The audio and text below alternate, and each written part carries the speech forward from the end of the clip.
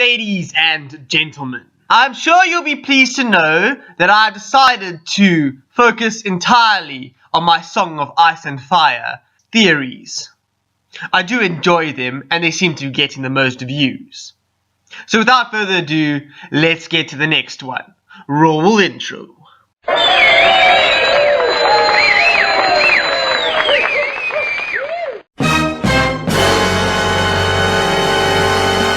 Often, I find myself wondering, if the Song of Ice and Fire series were a joke, what would be the punchline? What is the ultimate arc of this series, which has been years in the making? Is the goal that the others kill everybody? Or will everybody kill the others? And perhaps my most perplexing question, are the gods involved? Gods, you might be wondering, like the Seven? No, not those useless statues. I'm talking about real gods that use magic and stuff. Okay, if you take all the gods mentioned in the series, only one has any claim to direct influence. That is the Red God. The Red Priests claim that he is the source for all, or at least part of their magic.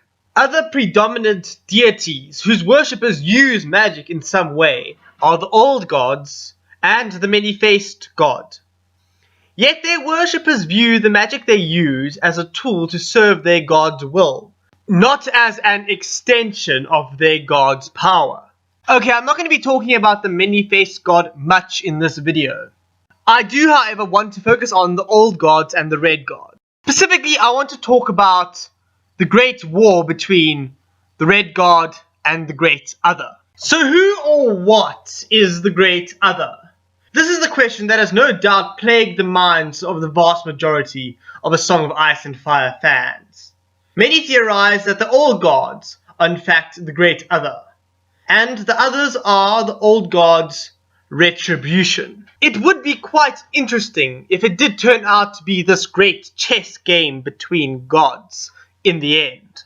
I even think I know what the first move of each are, both quite separate on the surface. The Red God's first move is the Red Comet, arriving just in time to hatch the dragon eggs, symbolizing the rebirth of Azure Ahai, and of course arriving at the exact same time that the others start to come down from the lands of Everwinter. With the Old Gods, some might assume that the others coming down is their first move. I don't think so. I think their first move was the direwolf pups that the Starks found. I think they were planted there in an attempt to recruit a champion, and that champion turns out to be Bran. It is almost suspicious at how little time had passed between them finding the direwolves and the three-eyed crow contacting Bran. And who's to say he was the only one contacted? Rickon would be too young to understand the message. Robb and Jon would have disregarded it as a dream. And besides, Three-Eyed Crow had nothing to offer them. And Arya and Sansa both lost contact with their wolves around the time. If the Old Gods are the Great Other, this could mean that Bran is basically the herald of the Great Other. Think of him as like the anti-Azure Ahai, the one who will lead the others on their destructive course. This is all assuming that the Old Gods are indeed the Great Other. It might be the case that Bran has been recruited by the Old Gods to preserve the children of the forest and the Greenseers, perhaps to get them across the wall.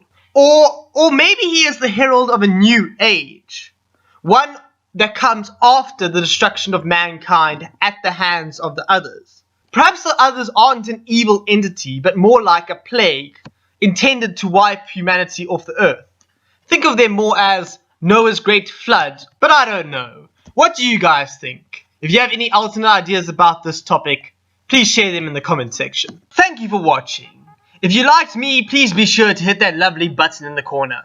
If you loved me, please subscribe. I really appreciate it. This is the Mad Hatist, signing off. Cheerio!